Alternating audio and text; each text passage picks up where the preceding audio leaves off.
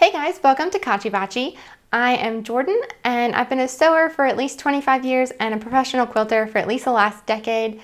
Today we are going to be making a surgical mask from start to finish using some of the shortcuts and tips and techniques that I've discovered along with my coworkers in the last few weeks of pretty much just sewing face masks non-stop. We've made well over 1,000 now, and in that process we've kind of honed it down to these essentials. So let's go through the supplies you'll need before we get started. First thing I always have is a pair of snips. I'm going to wind myself a couple of extra bobbins, at least 2. I know I'll need that to get through 12 masks. A rotary cutter, pair of scissors, ruler, pressing mat, ironing board, whatever, iron, cutting mat, 1 yard of material, and then your tie material. So you would either need 10 yards of bias tape, an extra 30 inches of material if you're going to make your ties out of that same material. You can use elastic if you can still find any, or this is just jersey that rather than having to fold the ends under, when you pull it, those ends curl and then you have a tie there. So any of those materials will work great for your ties. And then you also need a nose bridge. So this is just a binder prong, or this is twist tie material. It's 3 strands of twist tie that I've just twisted together in order to form that nose bridge. You can leave the nose bridge out. That makes these masks able to be sterilized just by popping them in the microwave, which is very convenient. I would definitely say do not use paper clips. Those have been awful. So no paper clips. You can use pipe cleaners though. Okay, so let's get started. We will be cutting and making 12 masks using this method. Your masks will be cut 7.5 inches by 14 inches, and then 24 rectangles, 3 inches by 4 inches. I'm cutting my selvage. I have my fabric folded in half. These are going to be 4 layers, and then 2 folds here at the top. This is the raw edge. If this is not exact, there's some grace here. I'm going to cut off my selvage, and then you're going to subcut 3-inch strips. You should be able to make 6 subcuts. That will give you 24 side pieces for your masks that are 4 inches by 3 inches. I should be able to make 2 subcuts. Now let's get sewing. These masks will have a pocket, so I'm going to fold right sides together, folding this in half, backstitching when I start and stop, and you're going to sew approximately 1.5 inches in. You don't have to mark this, you can eyeball it. If it's close, it is good. You want about a 1/2 inch seam allowance.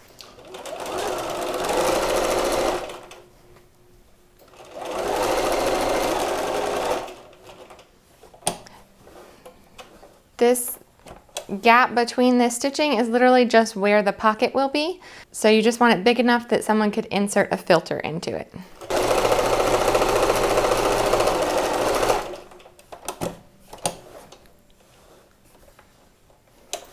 If these are not all exactly 1.5 inch seams, nobody's gonna be taking a ruler to this.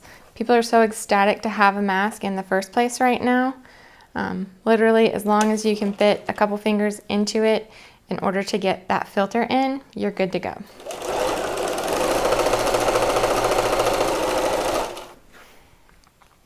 So now I will cut all mine apart. I did chain piece them.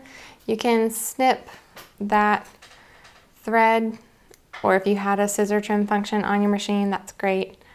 All this is roughly 1.5 inches either side. The main thing is that I can get my hand inside to insert a filter. So this is just going to be that opening for my pocket. Okay, so I'm going to take that seam and press it open.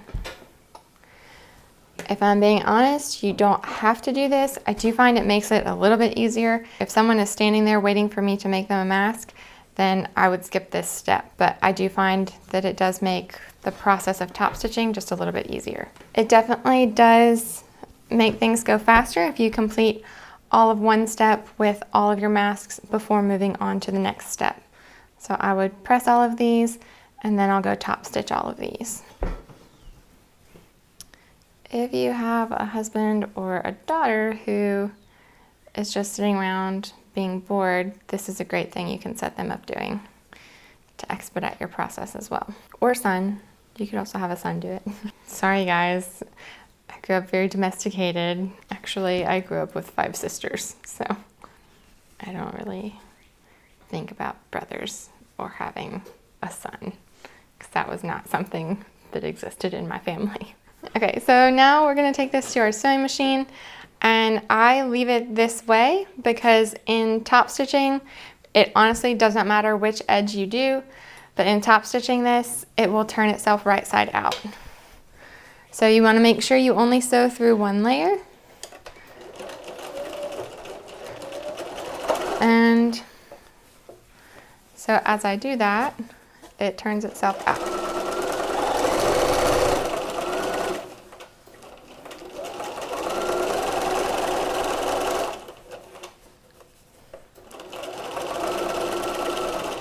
Whichever side you did not top stitch is going to be the top of your mask.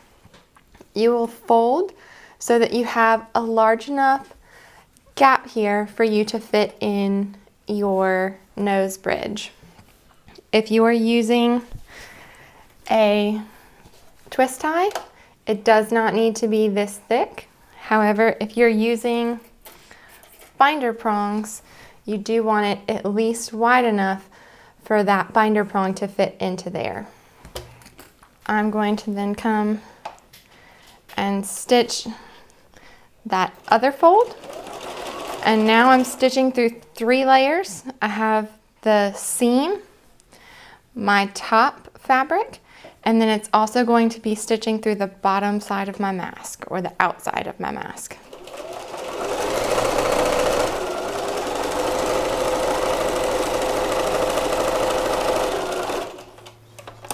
Okay, so you're going to repeat that process through all 12 of your masks. I have the pocket for my filter, and then this is my pocket for my nose bridge.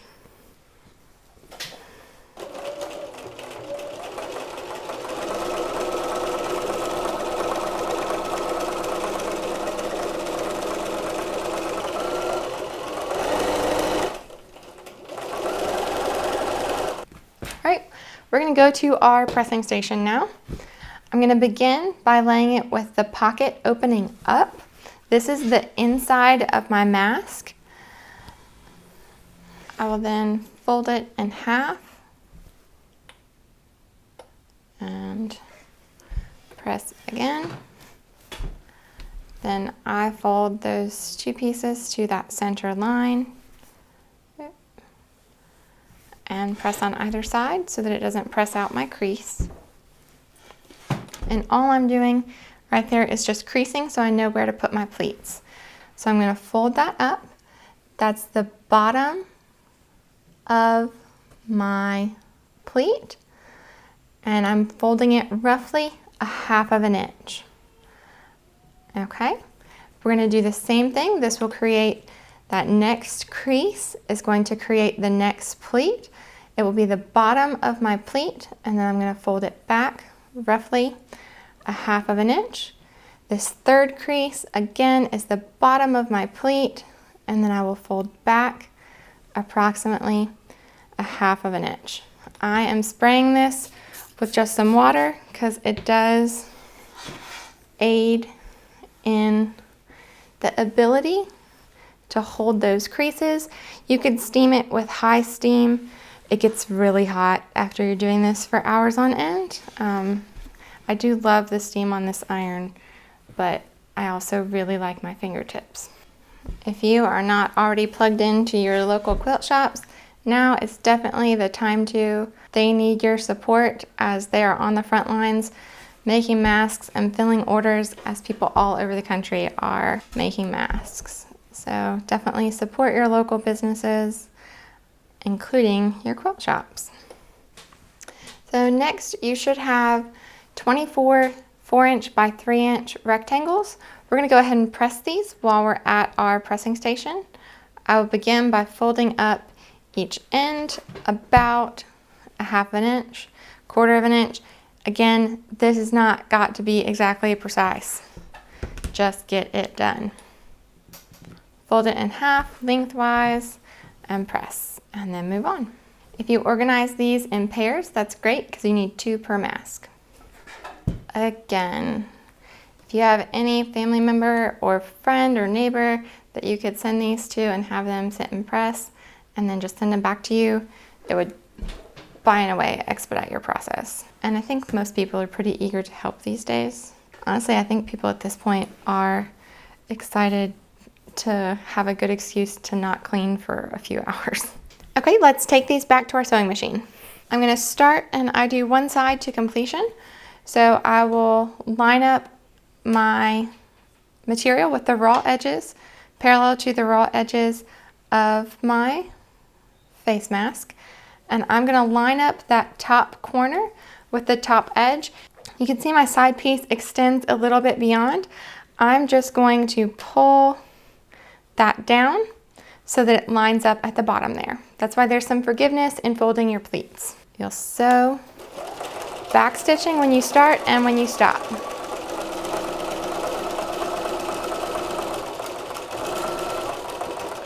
I've got about a 1/4 inch seam allowance here.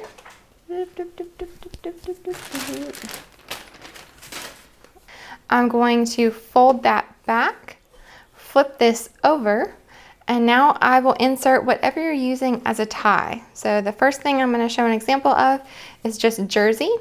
This was a 1.5 inch wide strip. You could absolutely use a 1 inch. I just had this already.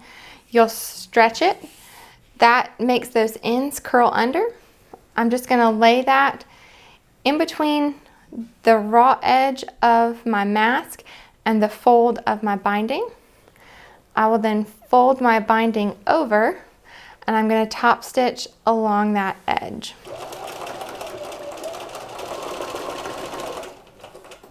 Back stitch when you start and back stitch when you stop.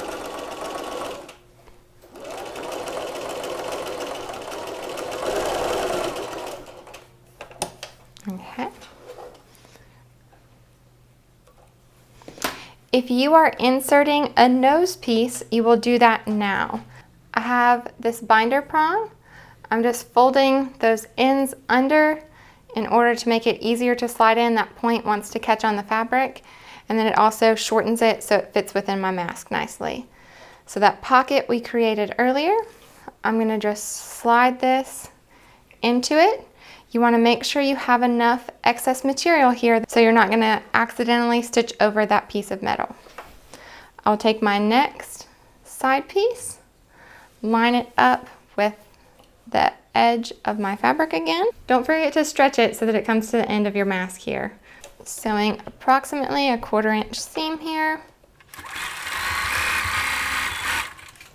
And then we're gonna lay in our piece of elastic, or our ties rather. Now I'm gonna fold this back, flip it over, lay my tie in, and then we're gonna fold this binding piece over that edge. You wanna, again, make sure you're not gonna be stitching through metal here. So I'm gonna back stitch when I start and stop and stitch along that fold.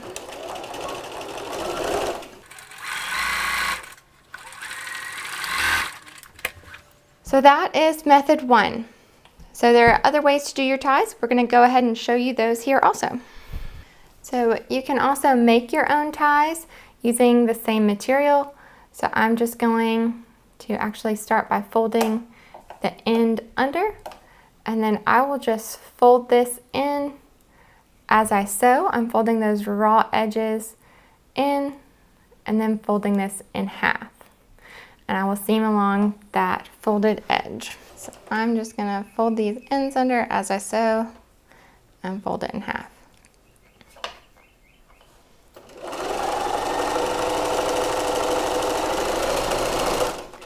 Each tie should be about 30 inches long, no matter what material it is made from.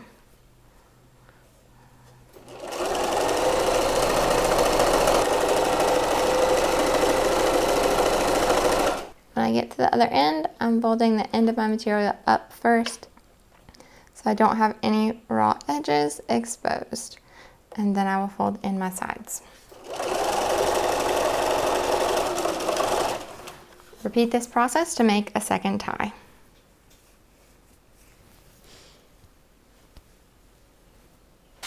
Alrighty, so we're gonna do our ties next. First thing I'm gonna do is stitch with raw edges to the same raw edges of my mask, lining up those folds at the top, and then stretching it to the bottom so that that's the same length. Sewing with about a 1/4 inch seam here. Fold that over. We'll flip this around so now I still see those raw edges. I'm going to take my tie, lay that in between my raw edges of my fabric and this fold. I'm going to flip this side over and sew along that edge, backstitching when you begin and end. Now we're going to turn it around and I'm going to slide in my nose piece. So I have my pocket here. This is going to be my opening for my nose piece. I'm just using twist tie for this one. I'm going to slide that in. You want to make sure you have enough seam allowance here that when you sew this side piece on, you're not going to be sewing through that twist tie. We're going to stitch our side piece to this one, so I'll start by lining up the raw edges with the raw edges of my face mask. I'm going to line up that folded bottom edge with the bottom of my mask, and then I'm going to stretch it so that the top of my mask comes to the folded edge of the top of my side piece.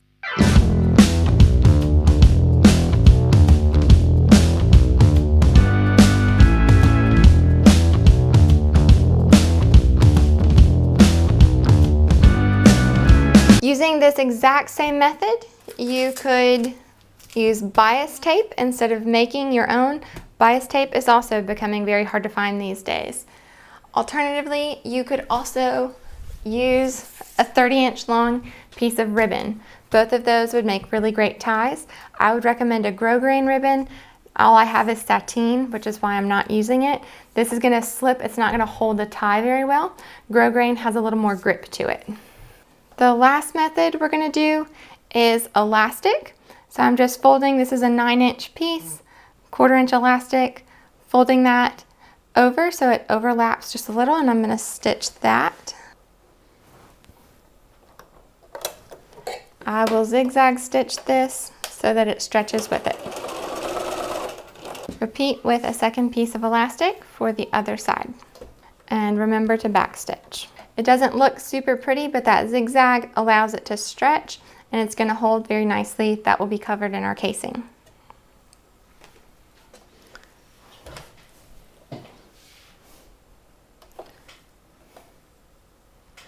Once more, I'm lining up the raw edge of my mask with the raw edge of my side piece, and I'm lining up the top and bottom fold with the top and bottom of my mask. I'll stitch a 1/4 inch seam, backstitching when you start and stop. From here, I will flip that side piece over, flip my mask over. I'm going to lay in my piece of elastic and fold my side piece over and top stitch along that edge. I'm sure this looks familiar. You will repeat this exact process on the other side of your mask. So that process would just be repeated for the remaining of your masks. So whatever type of material you have to work with as your tie straps or binding or elastic, whatever you're using to finish off your mask, you can just repeat doing that for the remainder of them or alternate between them using whatever materials you have most readily available. So if half of them are one and half are another, I honestly don't think people are going to care. They're, again, just really happy to get a mask right now. So, and that's it. All that remains is for you or your family member or your Etsy customer to insert a filter into the pocket here. It can be PPE material, which is that sterile tray wrap that they use in the OR. So you can get some on Amazon. You can use coffee filters. You can use the blue paper towels from the mechanic shop. Those apparently are really good because it's a very dense weave. All of those things make very good filters. Thank you guys so much for joining us. If you have any questions, just drop us a link in the comments below. If you like this content, please take a second to just hit the subscribe button, like this video, share it with your friends, anyone who knows how to sew. We would be happy to help and answer questions along the way. We would love to hear what you're making in these quarantine times. Drop us a line in the comments and let us know what that is. We definitely want to see your projects. If you want to share them with us on Instagram, just tag @Katchi Vatchi. Tag us in your face masks as you make them. We absolutely love seeing what materials you're using and how it comes out for you guys. So until then, I'm gonna keep sewing and I hope you do too.